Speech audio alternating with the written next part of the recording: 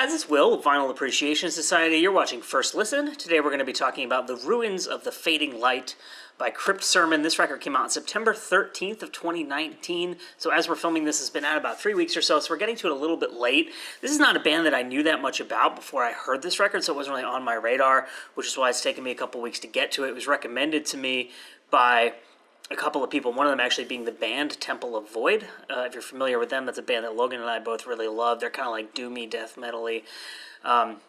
They posted about it on Facebook, but a couple days before that, I had read something about it on, I think, Metal Injection, and then a friend of mine also texted me, been like, I think you would like this record, because I like really doomy, like riff-heavy stuff that harkens back to the days of like Candlemass and stuff like that. So if you're here for the quick hit and you just want to know, is this album any good, and then you'll be on your way. This album is phenomenal, and you've probably already heard this before if you know about this album, or you've read about this album, or if you watch reviews, like the Bangers TV, I think, did like a really positive review of it.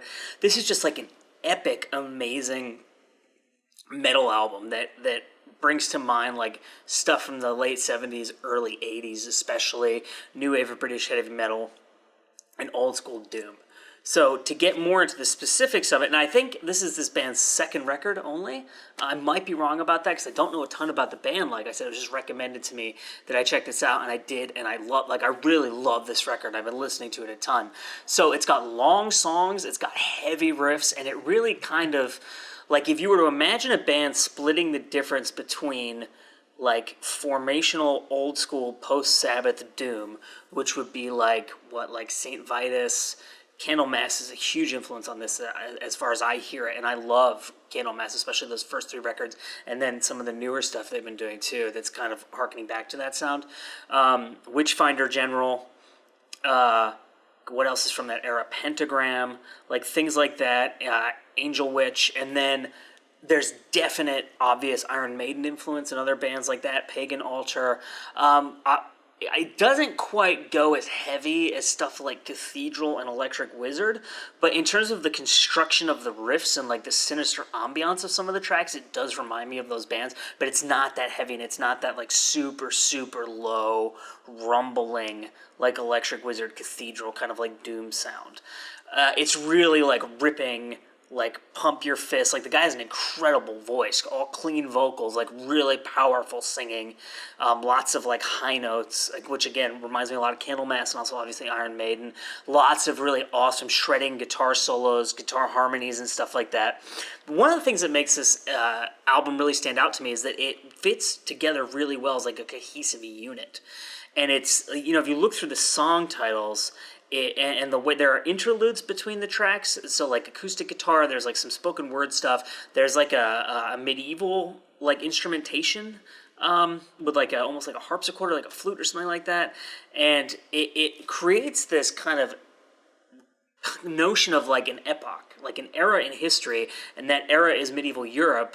And I mean, I think specifically of like England and medieval Britain, and like, you know, like these myths that you hear of like whatever, like the Druids, and I know that was like pre-medieval, but you know, like the Christians and the battles between the Christians and the heathens, and you know, like there's a song about snake handling, and so there's a sense of like the occult and mysticism and witches and like these kind of magical anti-Christian entities battling with the Christians, and it's not really, as far as I can tell, like a coherent narrative. It just creates this sense of an era, of a mythical like time and place, and it does that really, really well. Another great strength of this album is the songwriting. The riffs, like uniformly incredible. You can bang your head to them, you can rock out to them, they make you want to drive fast. And the playing across the board is phenomenal. Like I said, the guy's vocals are incredible. And some standout tracks for me, and I wrote these down, as I usually do, because I'm really bad at remembering song names for some reason. I've always been like that. The Snake Handler, so this is like a 9-minute song right in the middle of the record. There's just this like amazing epic.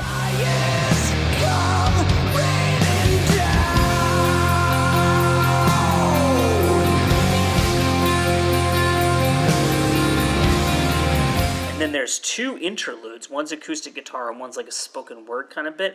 And then after that, there's a track called Beneath the Torchfire Glare. So those 4 tracks are all in a row.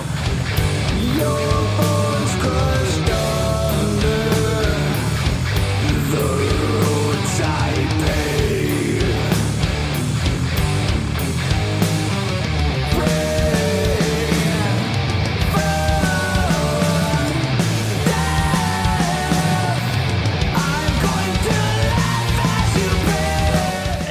like kind of, oh no, yeah, and that's like the standout section of the record for me. That's tracks 6 through 9 are like really, really, really strong. The first two tracks are also fantastic. The first one is called The Ninth Templar, and again, references to like the Knights of Templar, the Crusades and stuff like that, gives this sense of this period in history.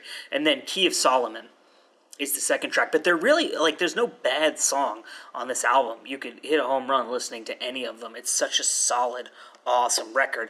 The other thing that it kind of reminds me of, and I wasn't sure if I should mention this, because this is like, just to certain metalheads, this is like saying, a bad word, but Avenged Sevenfold, especially, Avenged Sevenfold does those like new wave of British heavy metal style guitar harmonies and those really powerful, almost like gothic, clean vocals with those dark, haunting melodies. Some of the tracks on this really reminded me of that, and to me, that's not a bad comparison. Like, Waking the Fallen is such a strong album, but I get I can objectively appreciate anything that Avenged Sevenfold has done because they're such phenomenal musicians and they write really strong songs. So I'm just going over my notes here. I wrote like all of these notes about this record because I've been listening to it like all day and I like it so much. And I've had this record on in the background a lot, and it's like a really good background record because it's just like massive, awesome riffs and like really catchy melodies you don't have to listen to intently. But today I like strapped my headphones on and I listened really, really carefully and took these notes because I really wanted to dig into this.